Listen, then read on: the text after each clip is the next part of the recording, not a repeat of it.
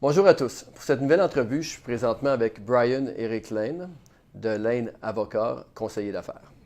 Merci de m'accueillir. Donc aujourd'hui, on va parler de vices cachés, garantie légale. C'est important parce que lorsqu'on parle de multilogement, bien sûr, on va aborder le tout avec l'angle multilogement.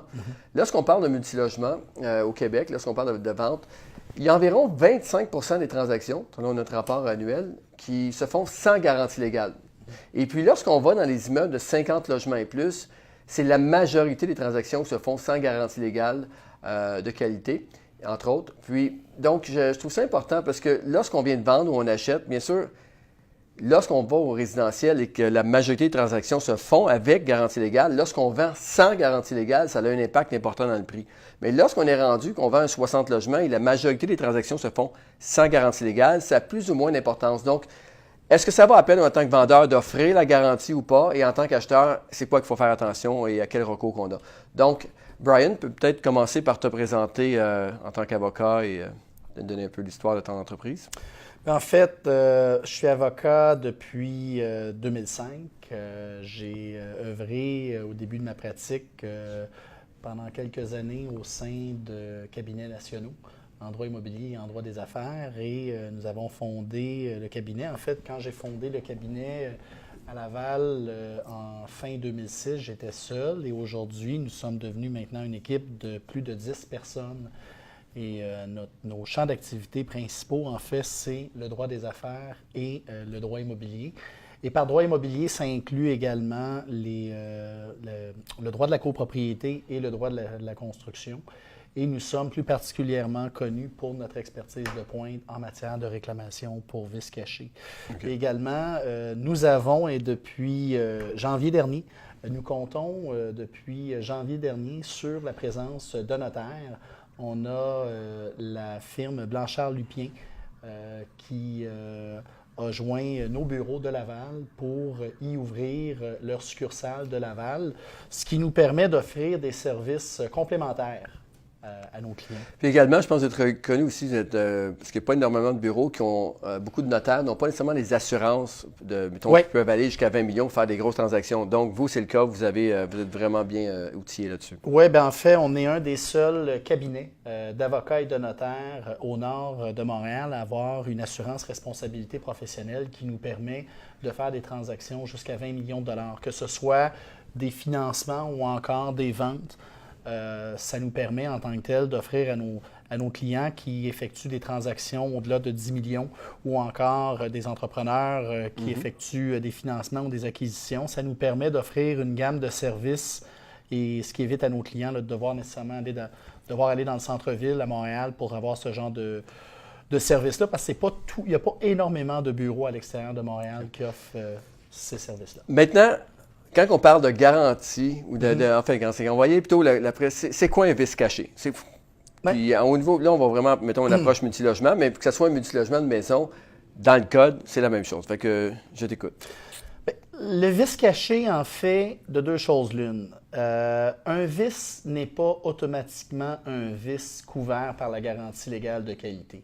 En fait, là, les vices cachés, ça émane de la garantie légale de qualité qui dit qu'un vendeur doit garantir que le bien est exempt de vices qui le rendent impropre à l'usage auquel un acheteur raisonnable peut s'attendre. Évidemment, les attentes de l'acheteur raisonnable vont être modulées notamment en fonction des caractéristiques et de l'âge du bien. C'est-à-dire qu'un acheteur qui achète un immeuble de plus de 80 ans ne peut pas avoir les mêmes attentes qu'un acheteur qui achète un immeuble flambant neuf ou qui date de moins de 10 ans. Donc, la garantie légale de qualité ne dit pas que le bien est exempt de vices, mais que le bien est exempt de vices qui le rendent impropre à l'usage et plus particulièrement, comme on le dit souvent dans le domaine juridique, qui entraîne un déficit d'usage. Donc, exemple, on achète un immeuble 1960, exact. 1970, et puis la plomberie est à refaire complètement. C'est difficile quand on a acheté l'immeuble, puis là, on sait que la plomberie, dans notre vérification diligente, n'a pas été refaite, c'est difficile de revenir contre le propriétaire puisque l'âge... C'est possible. C'est possible. Évidemment, il y a La garantie légale de qualité, une autre chose qui est très importante à savoir, c'est que la garantie légale de qualité n'est pas une garantie valeur à neuf.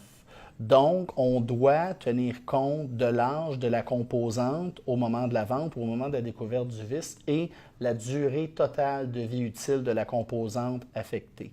Évidemment, la garantie légale de qualité ne constitue pas une garantie valeur à neuf. Et on ne peut pas se servir d'une réclamation pour vice caché pour financer des travaux d'amélioration. Mais ce qui est important de savoir en matière de vice caché, c'est simple. C'est pour qu'on soit en présence de vice caché. Ce n'est pas, en fait, premièrement, la connaissance du vendeur n'est pas en cause. Souvent, c'est une perception que les gens ont. Quand on vice doit être caché, mais pas nécessairement caché par le vendeur. Exactement. Donc, essentiellement, l'ignorance du vendeur, la bonne foi du vendeur à l'égard des vices qui ont été subséquemment découverts par l'acheteur ne constitue pas un moyen de défense à l'égard de la garantie légale de qualité. Fait que ça veut dire que moi, je décide d'investir dans l'immobilier, je réalise pendant quelques mois que ce n'est pas pour moi et je revends l'immeuble, je te revends l'immeuble, Patrice, je ne peux pas t'opposer mon ignorance. Donc, je te garantis en fait que le bien est exempt de vices qui le rendent impropre à l'usage auquel tu le destines. Mais pour que tu sois capable d'invoquer l'existence d'un vice caché qui est couvert par la garantie légale de qualité, tu dois démontrer la présence de 4 conditions. C'est-à-dire que le vice doit être existant au moment de la vente, doit être inconnu de l'acheteur, il doit être caché, évidemment. C'est-à-dire qu'il pas nécessairement caché par le vendeur. Pas nécessairement caché par le vendeur. Donc, essentiellement, évidemment, si c'est caché par le vendeur peut être tenu en su de dommages et intérêts pour compenser le préjudice subi par l'acheteur. Mais, plus particulièrement, le vice doit être grave. C'est-à-dire que le vice doit avoir un impact au niveau de l'usage. Donc, la simple non-conformité d'une composante ou la simple non-conformité d'une partie d'un immeuble à l'égard d'une norme telle le Code national du bâtiment, mais qui n'entraîne pas de déficit d'usage, ne constituera pas, en principe, un vice couvert par la garantie légale de qualité. Donc, l'âge de l'immeuble, tu nous parlais, est important, bien sûr. C'est très pour important. Reconnaître, donc, selon l'État, c'est sûr que c'est pas juste ça, c'est connaître c'est des fils électriques qui ont été installés dans les années 60, Absolument. 70, ça devient compliqué. Maintenant... Mais juste une autre chose qui est très importante, c'est que l'âge de la propriété puis l'âge de la composante qui est affectée du vice est excessivement important pour déterminer la valeur économique de votre réclamation. Si, par exemple, vous avez une propriété que vous avez achetée dans les années 70 et qui a un drain français d'origine, vous ne pouvez pas, la garantie légale n'étant pas une garantie valeur à neuf, il y a une certaine dépréciation qui doit s'appliquer. Par exemple, je vous donne un exemple. Oui. Vous me vendez une propriété qui a une problématique d'infiltration d'eau qui découle du mauvais fonctionnement du drain français qui nécessite le remplacement complet du drain français. Qu'est-ce qu'on doit faire dans cette situation-là? On doit le remplacer. Est-ce qu'un acheteur peut réclamer l'intégralité des coûts de remplacement d'un drain français dans un contexte où le drain avait 30 ans et que la durée de vie utile était de 40 ans? En principe, seul le quart, donc seule la durée restante de vie utile peut faire l'objet d'une réclamation. Donc, c'est excessivement, donc dans notre cas, 25 %. Parce qu'évidemment, on ne doit pas se servir d'une réclamation pour vice caché pour renégocier à posteriori une transaction. Parce que si, par exemple, je t'avais demandé, Patrice, un drain français flambant neuf avant la vente, tu ne m'aurais pas vendu l'immeuble probablement au même prix. Donc, c'est excessivement important. Ce n'est pas juste ça, c'est que je suis dans le domaine, je fais du litige, je sais combien coûtent des procédures et c'est excessivement important de connaître la valeur économique pour voir si ça vaut la peine ou non de poursuivre. On a parlé de l'âge de l'immeuble, bien sûr, pour identifier si, entre autres, ça pourrait avoir vice ou pas. Exact. Donc, maintenant, il y a le temps aussi. Exact. Et puis, je pense que combien de temps qu'on peut poursuivre? Mettons, si c'est un vice qui est arrivé, là, mettons, c'est un vice qu'on découvre, puis c'est un immeuble qui a été construit là, 50 ans, 60 ans.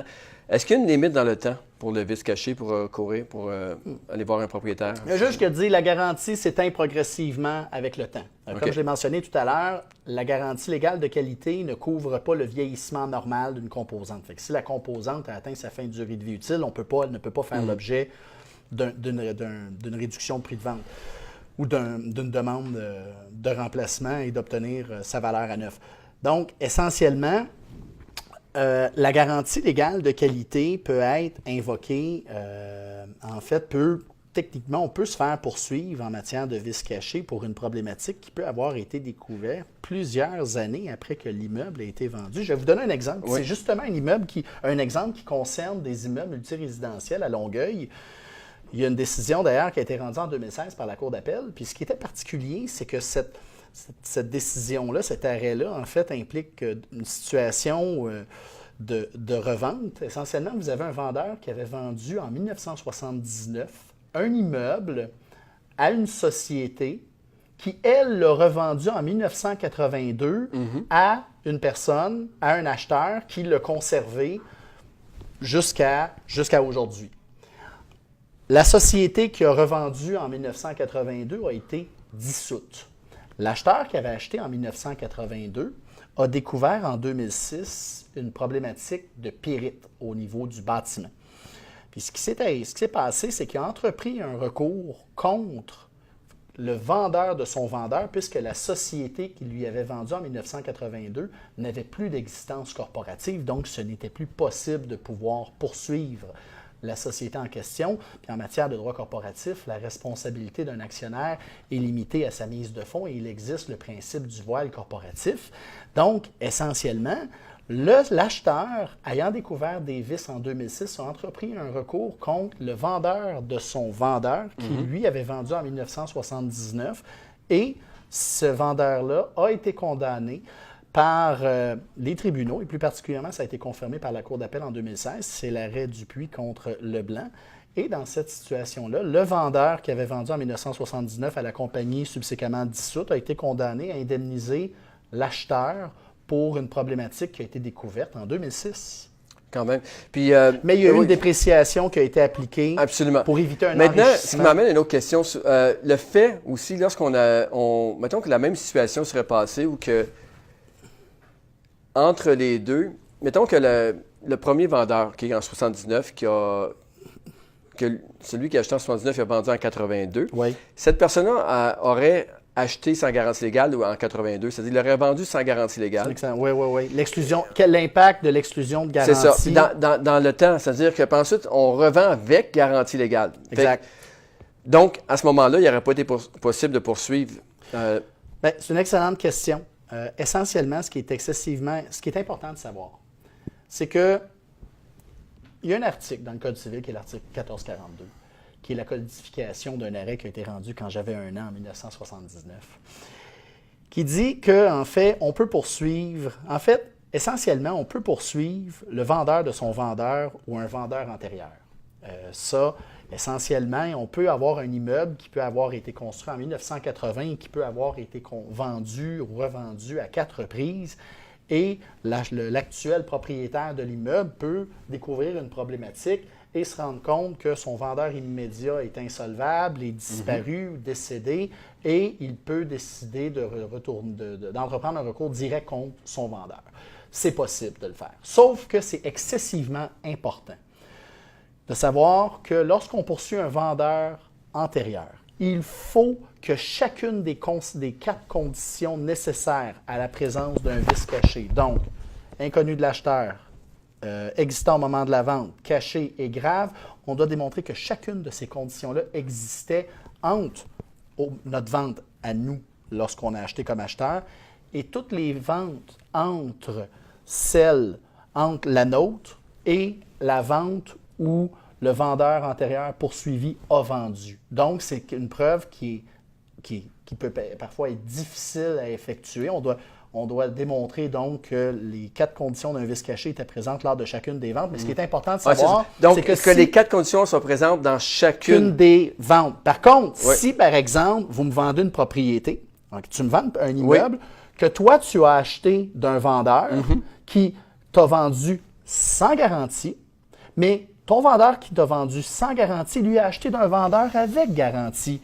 Est-ce que je pourrais poursuivre le vendeur qui a vendu à ton propre vendeur qui t'a vendu sans garantie? La réponse, c'est non. C'est qu'à partir du moment où il y a une exclusion de garantie, ça casse la chaîne. Ça casse la chaîne de titre. Excellent. Ça casse la chaîne. Maintenant, dans le même exemple que tu as donné, la personne qui a acheté en 82 n'a pas pu poursuivre ses vendeurs de la société parce qu'elle a été dissoute.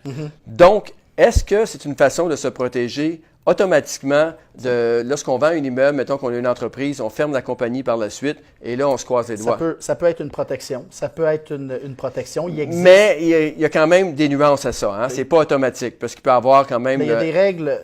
Premièrement, il y a certaines règles particulières en matière de dissolution ou de responsabilité en matière de dissolution lorsque la société est dissoute et qu'elle est liquidée. Ce qu'on appelle souvent, mettons, le voile corporatif. Oui, non, c'est pas le voile corporatif. Non, ça, je parle pas du voile. Le soulèvement du voile corporatif, ça, c'est dans des cas où on va utiliser une société à mauvais escient et c'est une preuve qui est excessivement difficile à faire. OK. Chaque cas est un cas d'espèce, mais dans le cas qui nous concernait, dans l'arrêt dont je vous parlais, essentiellement, la société avait été dissoute. Normalement, le principe, c'est que la responsabilité d'un actionnaire est limitée à sa mise de fonds. Il y avait pas Donc, ça peut être une façon de se protéger en tant que vendeur. La question du soulèvement corporatif, c'est quelque chose qui tant et si longtemps qu'il n'y a pas volontairement des choses qui ont été cachées aussi. C'est pas quelque chose, c'est quelque chose qui est excessivement difficile comme preuve à effectuer. Et une société, oui, le fait de détenir un immeuble par une société peut constituer une stratégie de protection d'actifs chaque cas est un cas d'espèce. Donc, en tant que vendeur, ça peut être un avantage. En tant qu'acheteur, bien sûr.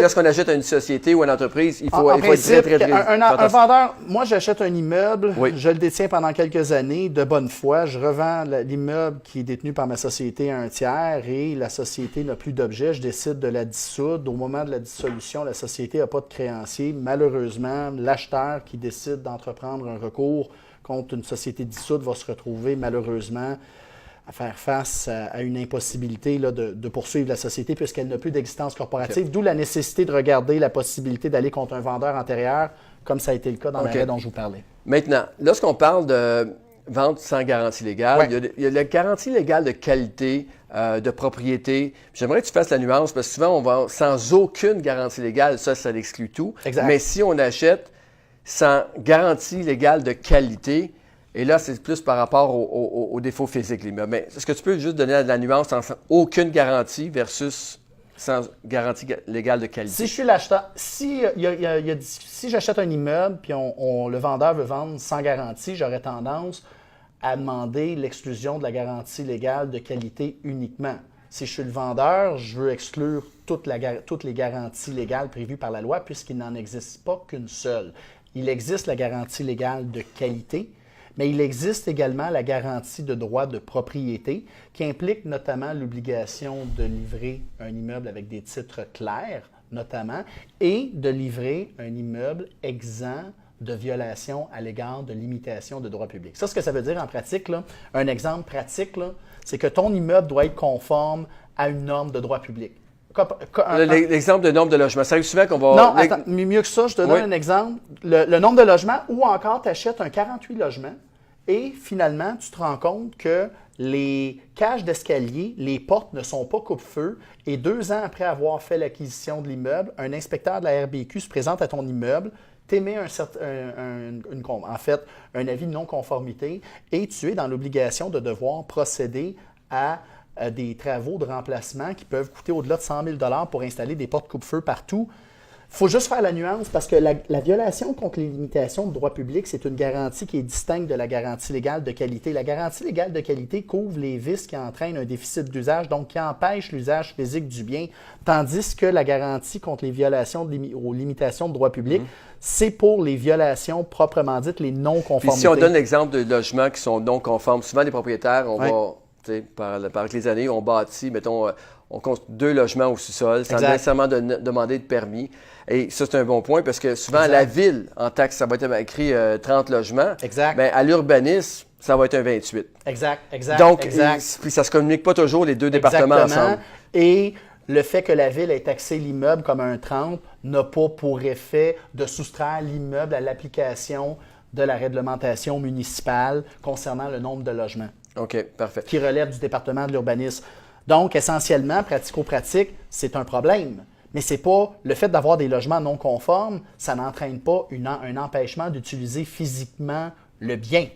Mais ça constitue une non-conformité qui nécessite de devoir effectuer des travaux correctifs pour démolir les logements qui auront pour effet de baisser la valeur marchande du bien. Oui, c'est ça. C'est dans baisser les valeurs, la restreinte d'usage. Puis dans toutes les promesses d'achat, on parle d'une clause Fait par rapport à ça. essentiellement, Oui. la question que tu me posais à la base, c'est au niveau du vocabulaire, au niveau à savoir quand on exclut la garantie, bien, c'est important de préciser quelle garantie qu'on exclut. OK. Maintenant, souvent, on va voir la phrase également à la fin, au risque et péril de l'acheteur. Exact. Est-ce que le fait de mettre cette phrase-là ou pas a un impact? L'exclusion de garantie ne répond pas d'un langage spécifique. Il faut OK. que la clause soit suffisamment claire pour connaître l'intention des parties. Évidemment, si on exclut la garantie, si on exclut les garanties légales ou sans aucune garantie légale, on va inférer qu'il y a eu exclusion à la fois de la garantie légale de qualité et de la garantie légale du droit de propriété. OK. Mais qu'on quand tu écrive parles de au juste- risque et péril de l'acheteur, ça n'a pas pour effet... Quand tu parles de droit de propriété, souvent les gens vont dire dans le jargon un peu les titres, c'est ça? les titres ou Oui. encore les violations, les non-conformités. Parfait, OK. Maintenant, Une quelqu'un façon de se- tombe- je Oui, veux dire, vas-y. une façon de se protéger lorsqu'on achète sans garantie, c'est de souscrire notamment une police d'assurance titre immobilière. Absolument. À l'égard là, des non-conformités, là, comme par exemple, on parlait de l'exemple des logements non conformes. Dans certains cas, il y a certains assureurs qui peuvent couvrir cette situation. Donc, c'est ça.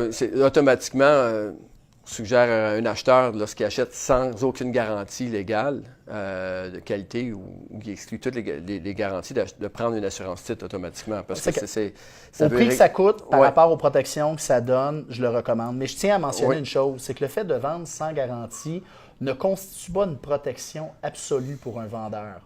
Plus particulièrement, ça n'a pas pour effet de libérer le vendeur des conséquences d'une faute lourde ou intentionnelle de sa part. Donc, une exclusion de garantie peut techniquement être sans effet si le vendeur a commis une faute lourde ou Exactement. intentionnelle Parce ou que a souvent, les commis gens, oui, un si quelqu'un dol. veut dire, moi, je vais vendre sans garantie légale parce que j'ai tel problème, bien, c'est pas nécessairement, mais tu es au courant.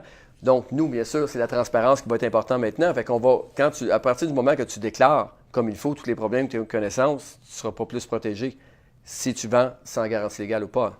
D'où l'importance, en fait, il existe ce qu'on appelle une obligation générale d'information. Évidemment, là où s'arrête l'obligation du vendeur de s'informer, commence celle de l'acheteur de s'informer et de veiller à la protection de ses propres intérêts. Sauf que ce qu'on doit savoir, c'est qu'un vendeur a l'obligation de divulguer tout fait qui peut être déterminant sur le consentement de l'acheteur à acheter.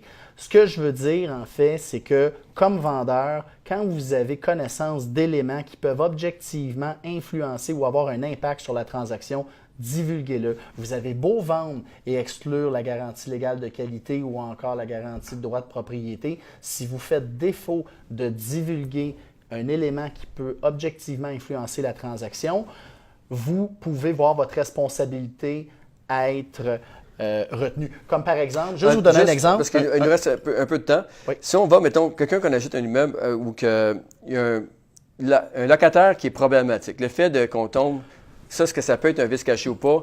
Un vendeur qui volontairement... Là, la garantie légale couvre les vices qui empêchent de jouir et d'utiliser physiquement le bien.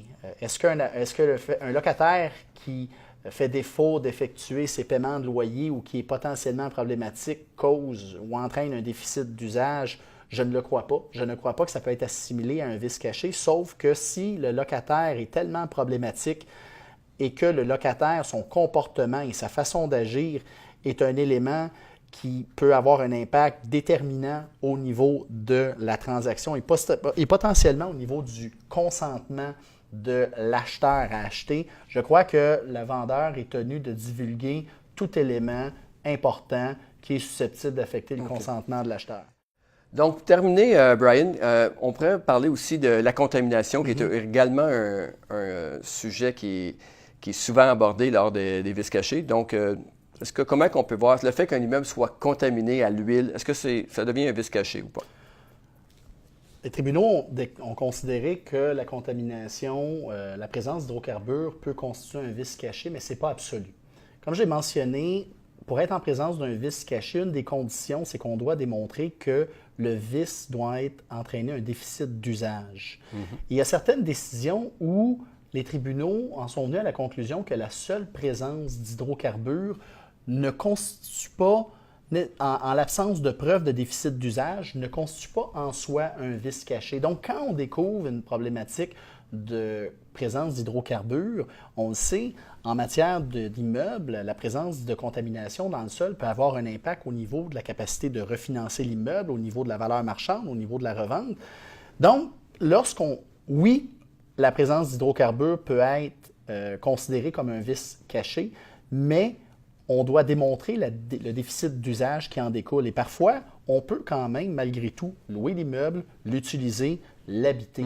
Et souvent, dans plusieurs décisions, j'ai vu des cas où on escamotait une preuve essentielle qui est la perte d'usage et plus particulièrement la perte de valeur. Parce que le déficit d'usage peut être d'ordre économique et la perte de valeur liée à la seule présence d'hydrocarbures peut constituer en fait un déficit d'usage pouvant entraîner l'application de la garantie légale de qualité. Il y a également la présence de réservoirs de... Parce qu'il y a une perte de valeur vraiment importante qui peut se faire, parce que si le propriétaire n'est plus capable de refinancer son immeuble, exactement, ça devient... Mais comme je le disais au début, c'est pas parce qu'on a une présence de non-conformité ou d'un problème que c'est suffisant. On doit démontrer que ce problème-là ou cette non-conformité-là est constitutive ou entraîne un déficit d'usage. Donc, il faut faire la preuve du dommage, de l'impact du vice sur l'usage physique du bien ou la valeur économique du bien. Parfait.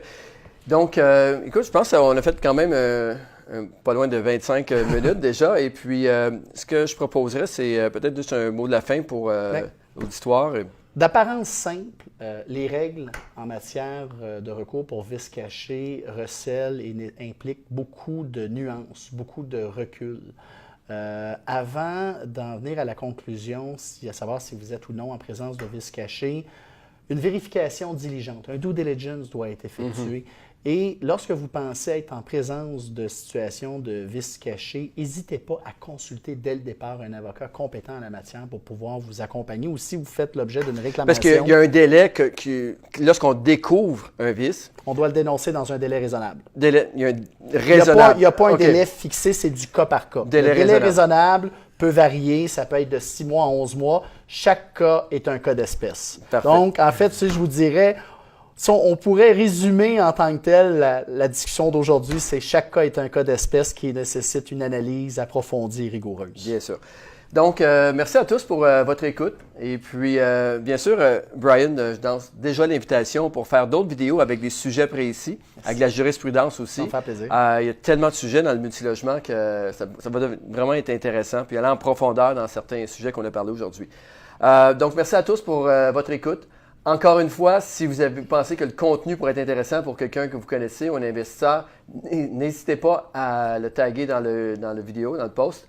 Et encore mieux que ça, si vous pouvez bien sûr donner un 5 étoiles à Patrice Ménard Multilogement ou partager le vidéo, ça serait apprécié. Merci à tous.